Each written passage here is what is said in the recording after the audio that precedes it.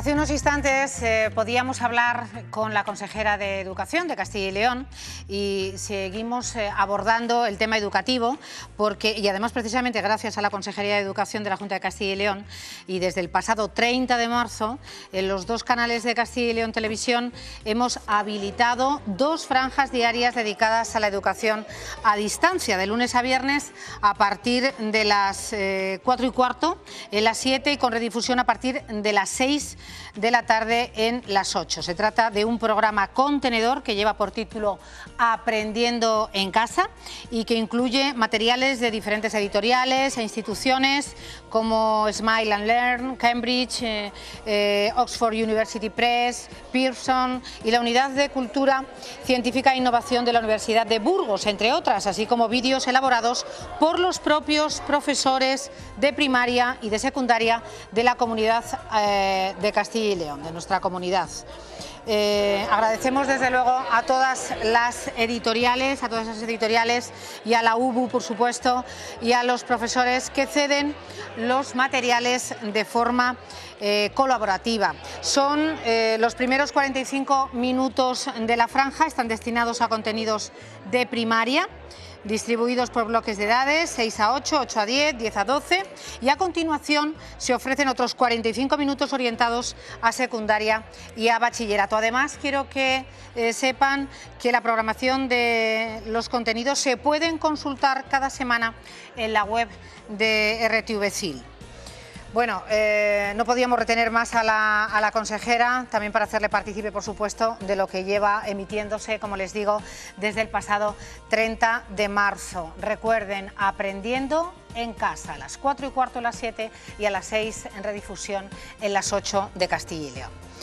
Cambiamos de tercio y nos vamos hasta Soria. Antes saludábamos a nuestro compañero, a Sergio Recio, está en Covaleda y nos anticipaba que íbamos a estar con el alcalde del municipio de Covaleda y vamos a poder ver imágenes, compañeros, también de ese vídeo al que hacía alusión Sergio, de ese grupo que ha querido celebrar los Sanfermines, por otro lado, bastante anticipados, en Covaleda, uno de los municipios más afectados por contagios.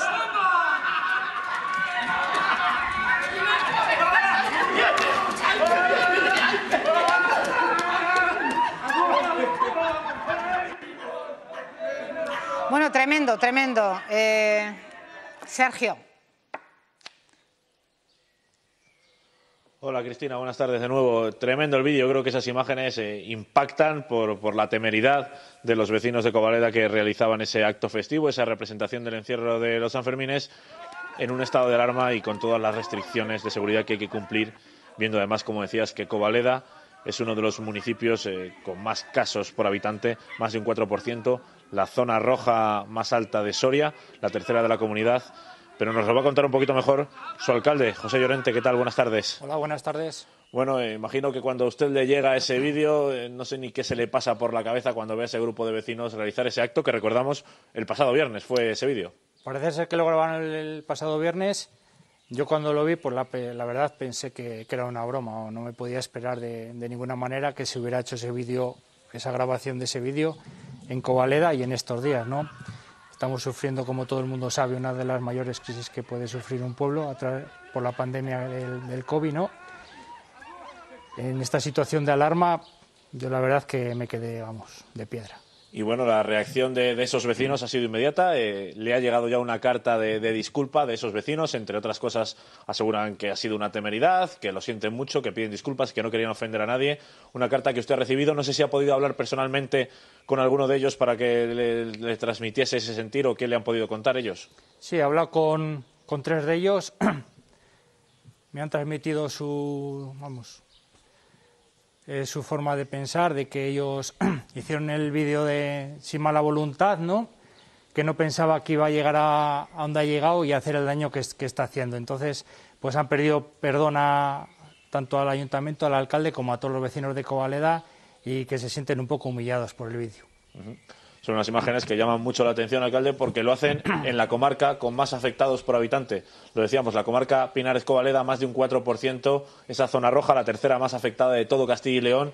Y me lo decía antes, que empaña un poco el trabajo que lleváis haciendo desde el consistorio aquí, desde que comenzó esa pandemia, ¿no?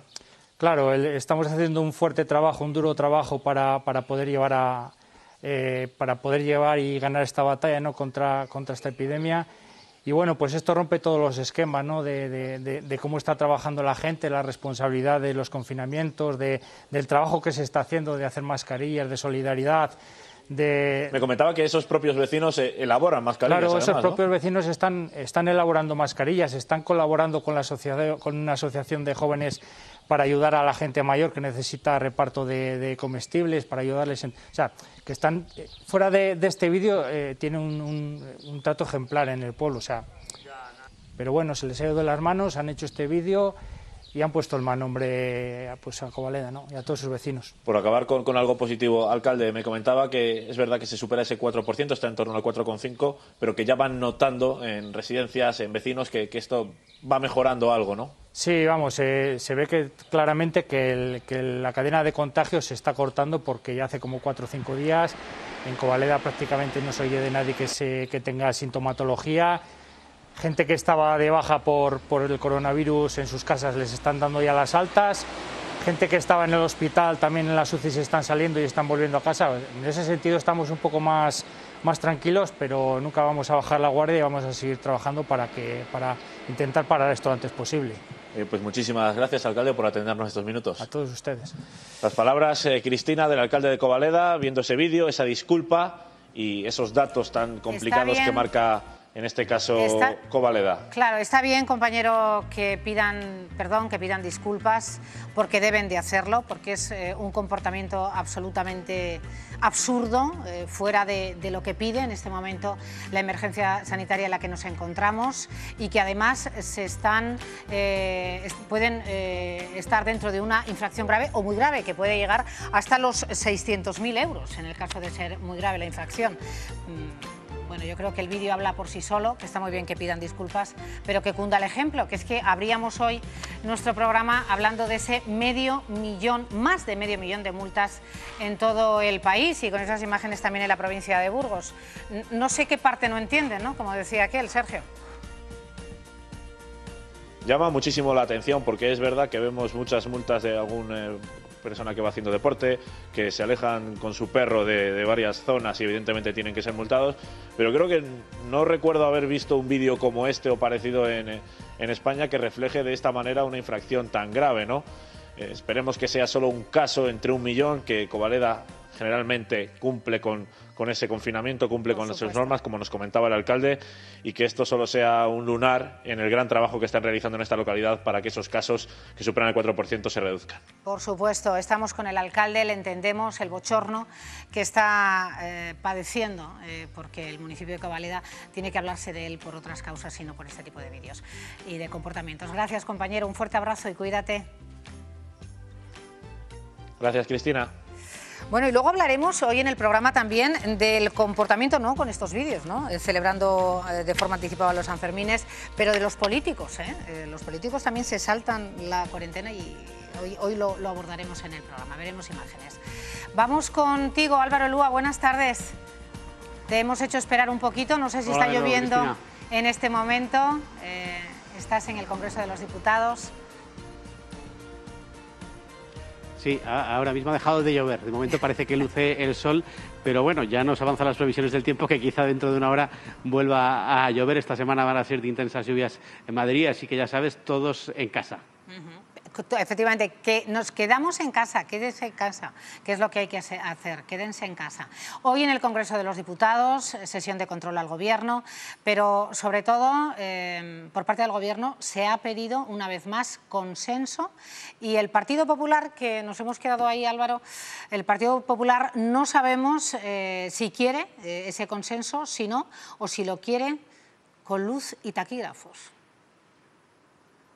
Sí, ayer anunciábamos que precisamente el Partido Popular se quejaba de que se había entrado esa convocatoria de reunión por parte del presidente del Gobierno con los distintos grupos parlamentarios. Se había entrado a través de una rueda de prensa posterior al Consejo de Ministros, y hoy lo que ha hecho el Partido Popular es pedir tiempo para trabajar, para cerrar esa reunión, que esta semana Pablo Casado tenía la agenda cerrada y que posiblemente se puedan reunir la próxima semana, aunque eso sí, el líder de los populares ya esta mañana ha avanzado que no se fía de lo que propone el presidente del Gobierno. Por eso lo que ha dicho es que el pacto se enclave precisamente aquí en el Congreso de los Diputados. Ha pedido luz y taquígrafos. El presidente ha insistido que lo que quiere es un pacto en el que estén todos los grupos parlamentarios, también los gobiernos de las comunidades autónomas, patronal y sindicatos. Esta mañana lo que hemos visto aquí ha sido un pleno, la verdad es que bastante bronco. El Partido Socialista ha cambiado el discurso respecto a lo que pudimos ver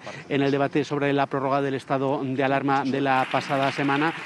Ha bajado el nivel, pero el Partido Popular ha comenzado que no perdona lo que dijo la portavoz socialista Adriana Lastra sobre la gestión del Partido Popular, sobre todo en la Comunidad de Madrid. El líder del Partido Popular lo que ha pedido, en este caso, a Pedro Sánchez es que clarifique cuál es la gestión. De hecho, la que ha sido más dura ha sido la portavoz del Grupo Parlamentario Popular, Cayetana Álvarez de Toledo, que se ha dirigido precisamente a la ministra portavoz, a la que le ha pedido, oye, por favor, ¿nos puede aclarar por lo menos cuál es el número de fallecidos por culpa del coronavirus?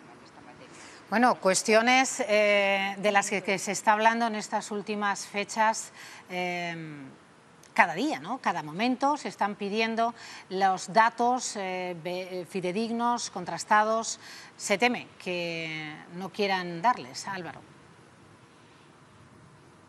Bueno, lo que dice el Gobierno es que los datos que ellos tienen son los que les pasan a los gobiernos de cada comunidad autónoma y son los que se hacen públicos. Lo que veremos este viernes, por ejemplo, en Castilla y León, lo que hizo ya el Tribunal Superior de Justicia, como ya hizo la semana pasada el Tribunal Superior de Justicia de Castilla-La Mancha, ha sido pedir los datos a los registros civiles de la cantidad de fallecidos desde el mismo día del decreto de alarma, desde el día 14 de marzo. Por cierto, que hablábamos antes de los pactos, lo que sí que va a comenzar mañana van a ser las reuniones con los primeros partidos políticos. Mañana reunión telemática con el portavoz del Grupo Unidas Podemos, con Echenique, y también con el partido político que sí que ha cogido desde el primer momento la mano tendida del Gobierno, reunión con la portavoz del Grupo Parlamentario de Ciudadanos.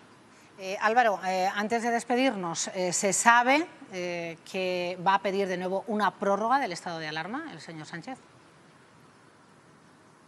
Pues es lo que ha anunciado esta mañana el presidente del Gobierno. Recordemos que ahora mismo tenemos estado de alarma hasta el día 26 de abril y posiblemente lo que haga esos días será pedir al Congreso de los Diputados es una prórroga, por lo menos hasta el día 10. Es lo que ha hecho, por ejemplo, también el Gobierno francés, donde hace 2 días el propio presidente de la República anunciaba el estado de alarma, la prórroga del confinamiento hasta ese día, hasta el 10 de mayo. La verdad es que de momento se alargan los plazos y lo que se empieza a hablar ahora mismo y lo que piden todos los grupos políticos es que se empiece a plantear cuál es ese escenario de desescalada. ¿En qué momento vamos a empezar los ciudadanos a poder salir a la calle? Si va a ser por tramos de edades, etcétera, etcétera. Lo que se pide es por lo menos tener un escenario en el que todos los ciudadanos y sobre todo desde el punto de vista económico todas las empresas puedan saber a qué horizonte se pueden atañir en los próximos días.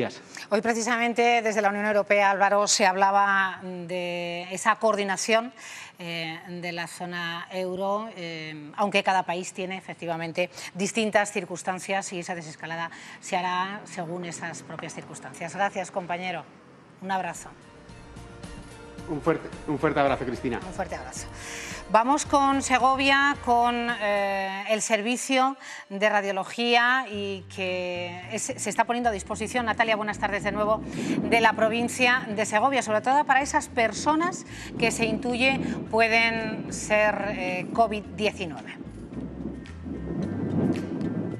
Buenas tardes de nuevo, Cristina. Eso es, el jefe de la unidad de radiología de este Hospital General de Segovia lo que ha hecho ha sido coger un equipo portátil de rayos X, instalarlo en una ambulancia y con ello comenzar a recorrer los municipios de la provincia. Intenta dar soporte a todas aquellas personas que han dado positivo en COVID-19, pero también a aquellas que tienen síntomas compatibles con este virus. Lo que les hace es una radiografía del tórax y en menos de 15 minutos tienen los resultados. Nosotros precisamente hemos estado esta mañana con ellos, les hemos acompañado en Riaza y nos han estado explicando cómo es el funcionamiento de esta ambulancia con rayos X. Parece una ambulancia al uso, pero en su interior hay montada una unidad radiológica en la que se atiende a pacientes con COVID-19 o con síntomas compatibles con el coronavirus. Es una ambulancia especial con unos tamaños amplios, montar allí el equipo, montar una camilla y empezar a ir, digamos, a los centros de salud que donde nos requieren para hacer radiografías. Una iniciativa que surge para dar soporte a la unidad de imagen del Hospital General de Segovia, que en estos momentos y con esta crisis sanitaria se encuentra saturada. Trabajar desde su interior es sencillo y el sanitario se encuentra en contacto directo con un radiólogo del hospital. Digamos, son radiografías portátil, por decirlo así, del tórax, en la cual pues, lo que hacemos que inmediatamente la hacemos aquí, la transmitimos por vía 4G al hospital. En el hospital hay un compañero, un radiólogo que le hace el informe y en 15 minutos pues ya tiene aquí el médico, antes de que se vaya el paciente, pues cómo tiene la radiografía, si ha evolucionado, si tiene afectación pulmonar o no. Uno de esos pacientes que se está viendo beneficiado por este soporte es Pablo, vecino de Riaza, infectado por coronavirus desde el pasado 10 de marzo. Que la verdad que me parece muy bien, una iniciativa muy buena, que hayan venido a las zonas rurales a hacernos la prueba, porque si no, tenernos que desplazar todos a Segovia sería un poco, pues montar, según está el hospital de Segovia, más peligroso incluso. Una ambulancia que llega a atender a una treintena de pacientes al día y que tras haber estado en Cuellar, o como en este caso en Riaza, su próxima parada será mañana en Cantalejo y próximamente en El Espinar. Una iniciativa pionera en nuestra comunidad aquí en Castilla y León, pero que sin embargo podría tener sus orígenes en hace más de un siglo, cuando Marie Curie, este doble premio Nobel, decidió coger su equipo de rayos X y asistir a los hospitales de campaña durante la Primera Guerra Mundial. Gracias, Natalia. Fíjate dónde nos tenemos que remontar en este tipo de iniciativas. Un abrazo muy fuerte, Natalia. Cuídate desde Segovia.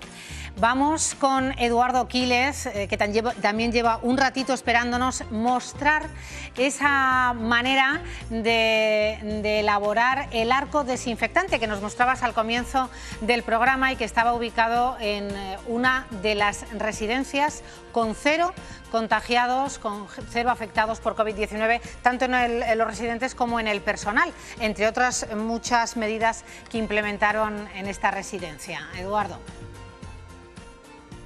Eso es importante, lo que estabas comentando, Cristina, que nos hacían hincapié en el que son muchas las medidas que se han puesto en marcha en la residencia, que no ha sido solamente el arco desinfectante el que hace que no haya contagios. Como pueden ver, nos encontramos aquí en Melumen y vamos a dar un pequeño homenaje a Hecho en Castilla y León. Vengan por aquí porque vamos a contar exactamente cómo se hace este arco o cabina desinfectante. Entramos y aquí tenemos muy buenas, Luis Méndez. Buenas, ¿qué tal? Bien, ¿y tú? Bueno, usted es el gerente y lo que hemos comentado, explíquenos cómo se hace esta cabina desinfectante. Bueno, pues el proceso empieza por aquí, donde aquí tenemos la chapa, el tubo, bueno, todo el material que utilizamos para construir estas cabinas.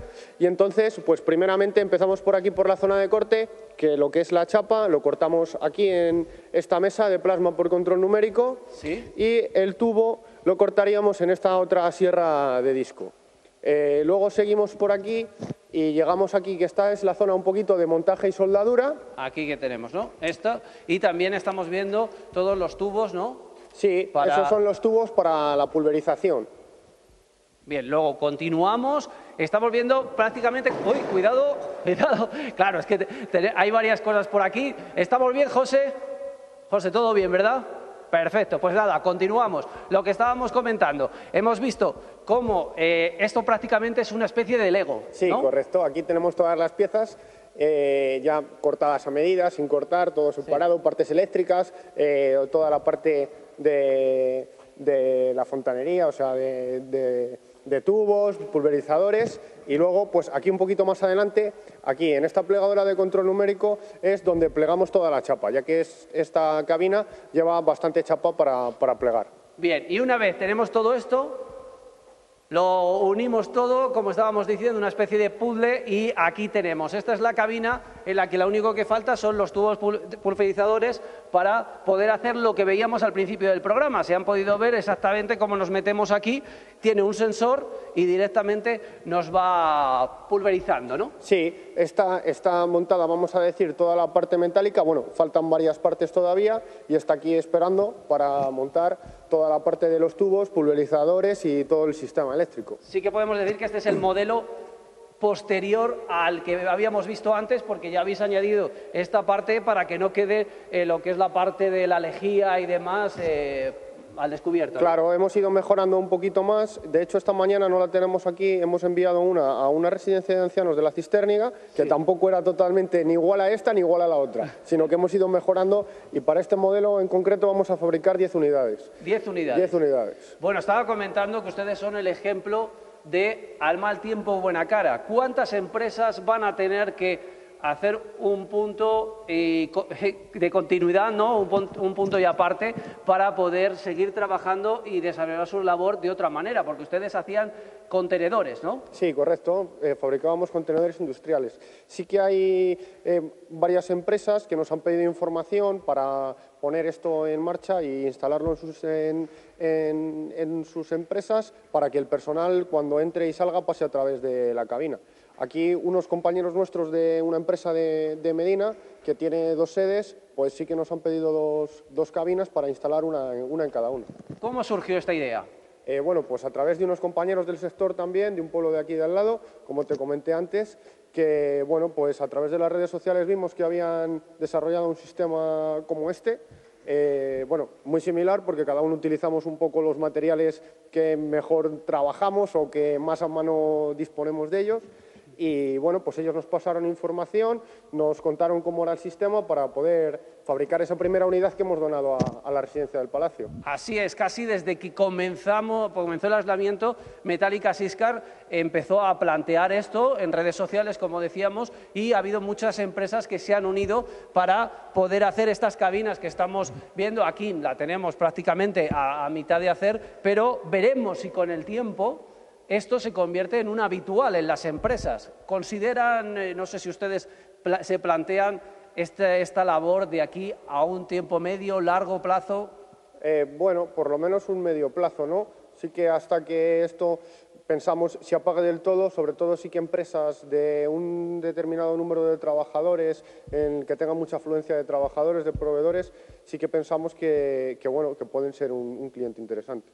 Muy bien. Muchísimas gracias, Luis. Aquí, Aquí estamos viendo, Cristina, como ves, la cabina es como la que veíamos antes y es algo que está trayendo estos tiempos que vivimos, es un añadido que vamos a tener seguramente en nuestro día a día cuando volvamos a la cotidianidad y bueno, veremos.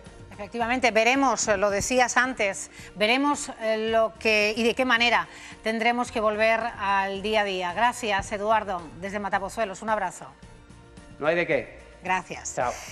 Bueno, pues seguimos los contenidos de este miércoles y nuestro siguiente invitado está ya a través de videollamada. Él es Carlos Rus. Nuestro invitado es el presidente de ASPE, que es la Alianza de Sanidad Privada Española. Muy buenas tardes, señor Rus. Gracias por atender al programa. Hola, ¿qué tal? Muy buenas tardes, Cristina. Bueno, pues todos ayer conocimos que el Boletín Oficial del Estado marcaba desde ayer una nueva medida para afrontar la crisis del COVID-19. A partir de ayer, señor Rus, todas las clínicas privadas que están realizando test de coronavirus tendrán que prestar sus servicios en el Sistema Nacional de Salud y además el Gobierno podrá adoptar una regulación de precios de dichas pruebas. Mi pregunta primera es la siguiente. ¿Ustedes no estaban desde un principio bajo la tutela y la supervisión, la decisión última del Sistema Nacional de Salud? Sí, bueno, nosotros por nuestra parte, incluso antes de que se decretara el estado de alarma, ya pusimos todos nuestros recursos a disposición del Estado y de las autoridades. Con el decreto de alarma lo que se hizo fue una formalización, pero no cambió la forma en la que estábamos funcionando. Hemos establecido mesas de coordinación en la inmensa mayoría de las comunidades autónomas. Entiendo la medida que ha tomado el Gobierno en el sentido de que en un primer momento pues, se puso más el foco en la asistencia en los centros hospitalarios, donde el recurso escaso en ese momento eran los equipos de protección y los respiradores, y después hemos tenido esta segunda fase con esta orden ministerial, que tampoco es la primera. Tuvimos también una que reguló los servicios esenciales, pues donde se pone el foco en los test, que es una medida que yo digo que entendemos desde el punto de vista en que los test van a ser la herramienta para poder pues, terminar el confinamiento antes, sin ellos tardaríamos más, sin duda, ¿no? Y entienden también la posible regulación de precios. ¿Se han establecido precios abusivos, señor Rus? No, mira, de hecho, cuando se han hecho referencia a los abusos, se han hecho por empresas que no eran de ámbito sanitario y estaban realizando test, o también porque había test que habían llegado al mercado y que no cumplían con las condiciones que deben de cumplir con el mercado de la Unión Europea y que garanticen su correcto funcionamiento.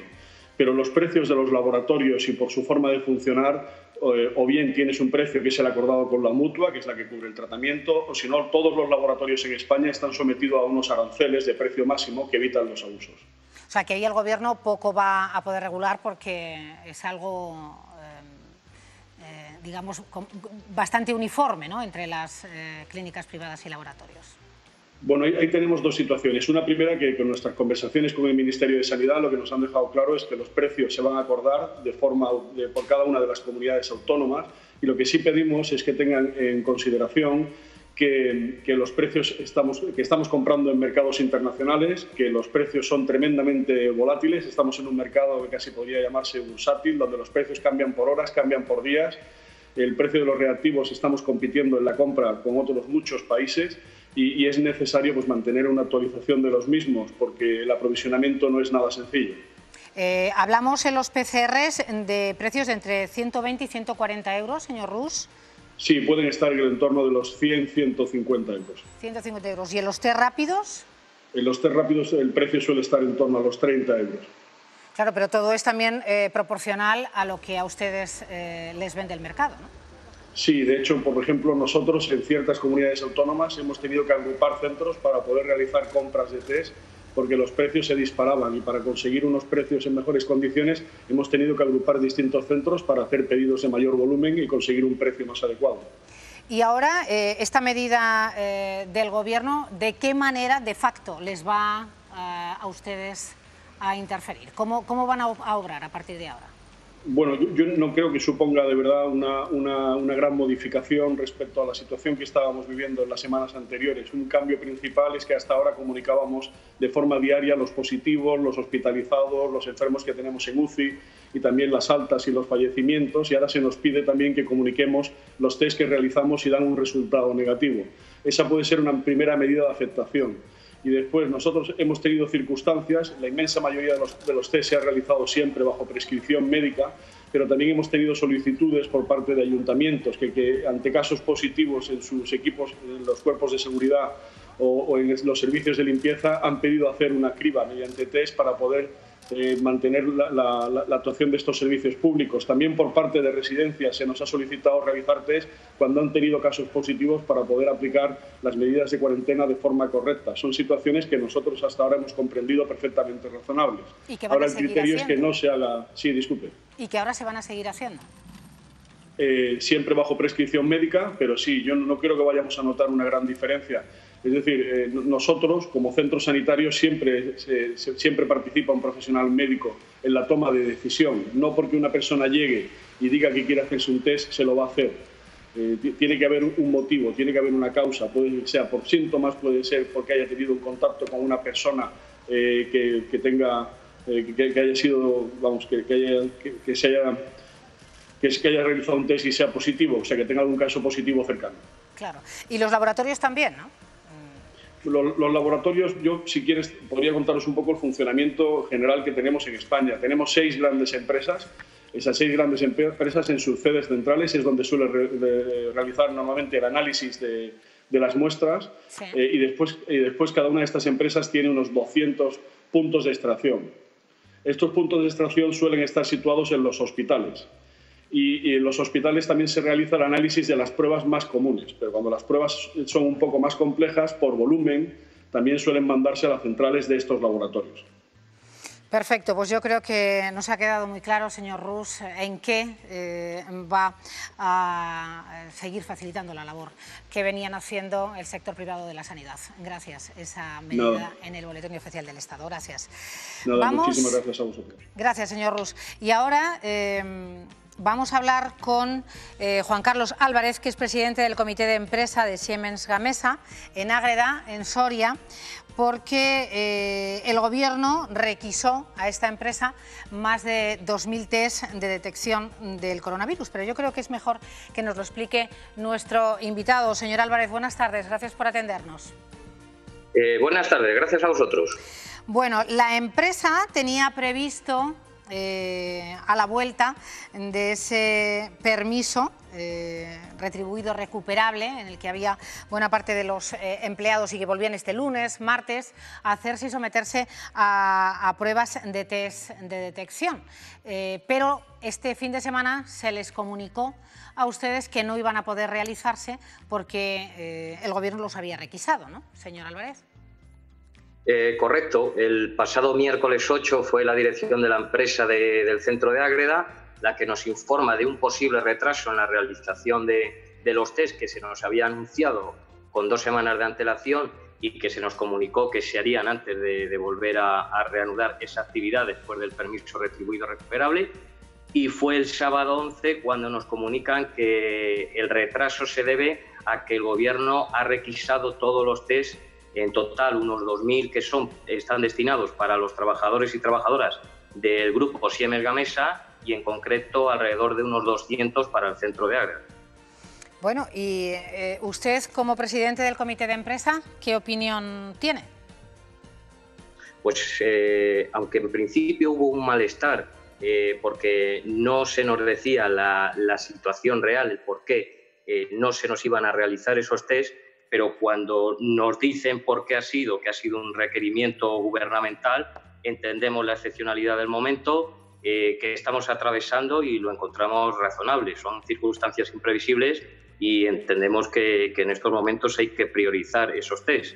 Aparte de que nosotros, como representación de los trabajadores, ya transmitimos a la dirección de la empresa que, aunque los test eran voluntarios, pero el test en sí te puede dar un cierto confort el día que te hace la prueba para detectar posibles positivos asintomáticos, pero la realidad es que no deja de ser una medida más del protocolo, ya que el test te lo hace un día, pero hay que seguir trabajando y si se cumple el protocolo es la estricta cumplimiento del protocolo, es la seguridad que tendríamos los trabajadores mientras dure este momento que estamos confinamiento, pasando. sí, claro.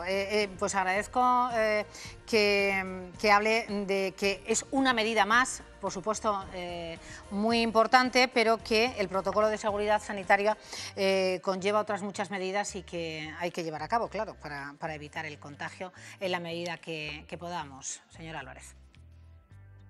Correcto, y más dentro de un centro de trabajo, claro, donde, os digo, el cumplimiento estricto del protocolo, el que se cumplan las distancias de seguridad, un uso adecuado de EPIs como son los guantes y mascarillas y una permanente limpieza y una desinfección en las zonas comunes, la medición de la temperatura y una entrada escalonada y, en resumidas cuentas, una prevención y un cumplimiento estricto del protocolo.